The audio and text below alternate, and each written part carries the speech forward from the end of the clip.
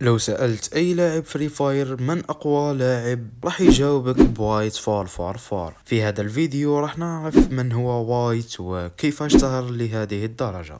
قبل 3 أيام نشرت منشور على اليوتيوب وطلبت منكم التصويت للفيديو القادم، وكل التصويتات تقريبا جاءت لقصة وايت، ولهذا جئناكم بهذا الفيديو. لذا لا تنسوا اللايك والاشتراك بالقناة إذا ما كنتم مشتركين، وهيا نبدأ. وايت 444 الأرنب المغربي الذي حطم قوانين لعبة فري فاير، والذي حقق أكثر من 6 ملايين متابع من 54 مقطع فقط. كان أول فيديو لوايت في مسيرته عام 2019، وكان مستوى ذلك الوقت لا يستطيع أحد الوصول إليه إلا القليل جدا، وكان اسم قناته كينج واي اس.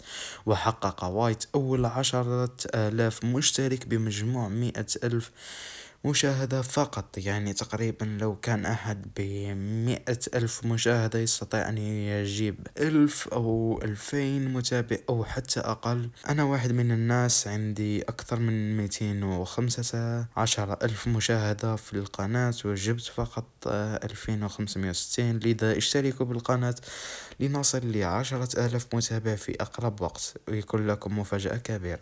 وبعدها اختار السكين الأرنب الأزرق. في أول سنة لوايت جاب أكثر من 400,000 متابع، وهذا الرقم كبير جدا، وهذا بفضل لاعبه الأسطوري والمستوى الذي وصل تلك الفترة. وبعدها غير محتواه من محتوى لقطات جلد إلى رومات، حيث كان يلعب رومات ضد أشهر اليوتيوبرز ومحترفين وحتى هكرات. حتى في يوم من الأيام لعب ضد أقوى يوتيوبرز الأجانب، ومن أشهرهم وأقواهم البرازيلي نوبرو. نوبرو هذا كان واحد من أقوى وأشهر اليوتيوبرز في فري فاير في العالم، وكان بالنسبة للأجانب هو أقوى وأفضل لاعب في فري فاير. والمفاجأة التي لم يكن ينتظرها أحد وما كانت متوقعة، وهي خسارة نوبرو وفوز وايت 7-0. ولعب وايت مع نوبرو في سيرفره أي سيرفر البرازيل، والبينج كان عالي جدا، وفي الأخير هزمه 7-0.